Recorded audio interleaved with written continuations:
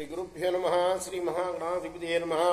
శ్రీ సరస్వత్యన్మ భక్తులరా, వ్యాస మహర్షి రచించిన మహాభారత ఇతిహాసం యథాతథంగా చెప్పుకున్నాం. ఇందులో భాగంగా నేనటి వరకు మనం ఆదిసభారణ్య విరాట ఉద్యోగ భీష్మ ద్రోణ కర్ణ శల్య సౌప్తిక స్త్రీ పర్వాలనే 11 పర్వాలు పూర్తి చేశాం. 12వదైన శాంతి పర్వంలో 138 అధ్యాయాలు పూర్తి చేసి 139వ అధ్యాయంలోని 77వ శ్లోకం వరకు చెప్పుకున్నాం. ఈ రోజున మరికొన్ని శ్లోకాలు చెప్పుకుందాం. ముందుగా వ్యాస మహర్షిని ప్రార్థన చేసుకుందాం. వ్యాసాయ విష్ణు రూపాయ వ్యాస రూపాయ విష్ణవే నమో వై బ్రహ్మనిధయే వాసిష్ఠాయ నమో నమః. నారాయణం నమస్కృత్య నరం చైవ నరోత్తమం దేవీం సరస్వతిం వ్యాసం తతో జయముదీరయేత్.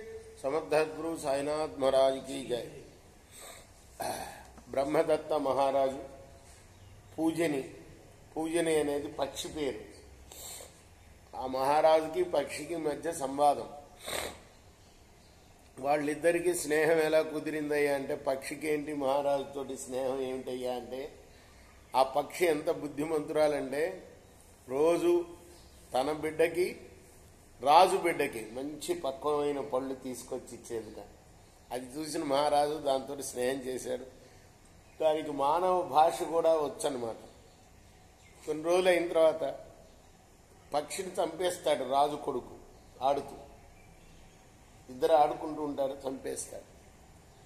అప్పుడు పక్షికి కూడా మరి తల్లికి కోపం వస్తుంది కదా, ఆ రాజు కొడుకు యొక్క గుడ్లు పీకేస్తుంది.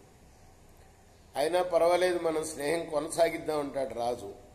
పూజని అలా కుదరదు అని చెప్తూ ఉంటుంది. ఆ ఘట్టంలో ఉన్నాం. ఉపగృహ్యతు వైరాణి సాంత్వయంతి నరాధిప అధైనం ప్రతిష్ఠించంతి పూర్ణం ఘటమివాస్మని. లోపల వైరాన్ని దాచుకొని కొందరు పైకి అనునయ వాక్యాలు పలుకుతూ ఉంటారు.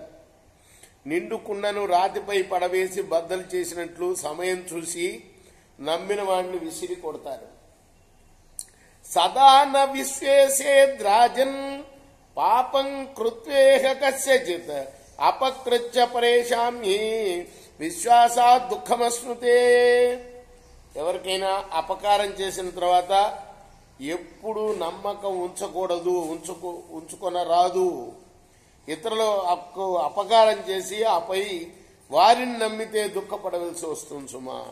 బ్రహ్మదత్త ఉవాచ నా విశ్వాసాత్ విందతేర్థాన్ ఈహతే చాపి కించన భయాత్వేకతరాన్నిత్యం మృతకల్పా భవంతి చ. బ్రహ్మదత్తుడున్నాడు, అవిశ్వాసంతో జీవితంలో దేన్ని పొందలేము, ఏ పని చేయలేము. మనస్సులో ఒకవైపు ఎప్పుడు భయం ఉంటే ఆ మనుషులు మృతప్రాయులే సుమా. రేపు మనం 76వ శ్లోకం కొనసాగింది. కృష్ణార్పణం. స్వస్తి ప్రజాభ్యః పరిపాలయంతాం న్యాయేన మార్గేణ మహిమహీషా గోబ్రాహ్మణేభ్యః శుభమస్తు నిత్యం. లోకాః సమస్తాః సుఖినో భవంతు. కృష్ణార్పణమస్తు. సాయి కృష్ణ.